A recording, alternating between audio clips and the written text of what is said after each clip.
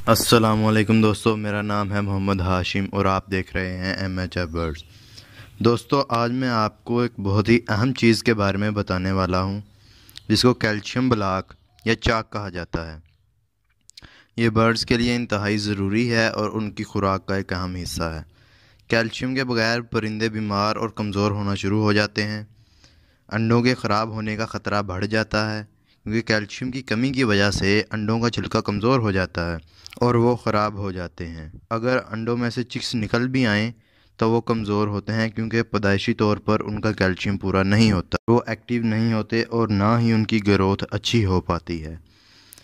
एक अहम सवाल जो कि अक्सर पूछा जाता है कि कैल्शियम की ज़्यादा ज़रूरत मेल को होती है या फिर फ़ीमेल को। वैसे तो दोनों ही को ज़रूरत होती है, मगर फ़ीमेल को उस वक्त कैल्शियम की ज़्यादा ज़रूरत होती है जब वो अंडों पर बैठी हो, क्योंकि उस वक्त उसकी वर्जिश का अमल यानी उड़ने का अमल तकरीबन ख़त्म हो जाता है, और अगर कैल्शियम की कमी हो तो हड्डियों के मुड़ने का ख़तरा रहता है। अब बात करते हैं उस चाक या कैल्शियम की जो दुकान से अक्सर 10 या 20 रुपए का मिलता है, जो हमने अक्सर परिंदों को इस्तेमाल करवाया होगा। माजरत के साथ वो सिर्फ़ और सिर्फ चूने का बना होता है, और कभी कभार उसमें रंग का इस्तेमाल किया होता है और बताया यह जाता है कि उसमें बहुत सी चीज़ें डालकर तैयार किया गया है। अब उस कैल्शियम की तैयारी के बारे में बात करते हैं जो कि आपने घर में बनाना है। तो पहले नंबर पर प्लास्टर ऑफ पेरिस पाउडर, जो कि रंग वाली दुकान से 20 या 25 रुपए तक का मिल जाएगा। अंडों के छिलके पिसे हुए 1 चम्मच, समुद्री झाग पिसी हुई 1 चम्मच, सिपियाँ पिसी हुई 1 चम्मच, कोयला पिसा हुआ आधा चम्मच, नमक ढेली वाला आधा चम्मच, चिकनी मिट्टी आधा चम्मच,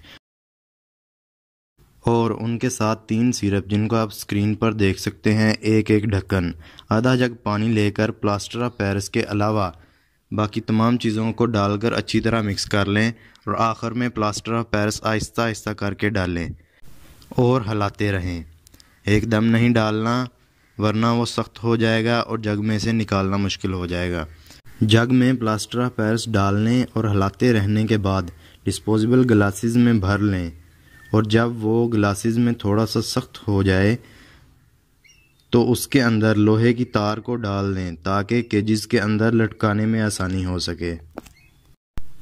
अब कई दोस्तों को ये महसूस हुआ होगा कि इस कैल्शियम ब्लॉक के अंदर क्योंकि सिरप डाला गया है तो खुश्क होने के बाद क्या इसका कोई नुकसान होगा?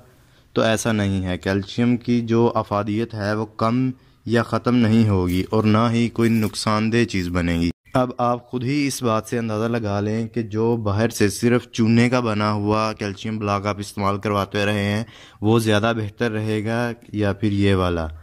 तो रिज़ल्ट्स इंशाल्लाह आपके सामने रहेंगे, और ये कैल्शियम ब्लॉक हर किस्म के बर्ड्स को इस्तेमाल करवाया जा सकता है। तो दोस्तों, अपना ख्याल रखिएगा और मेरी इस वीडियो को लाइक, शेयर और कमेंट ज़रूर कीजिएगा। ओके, अल्लाह हाफिज़।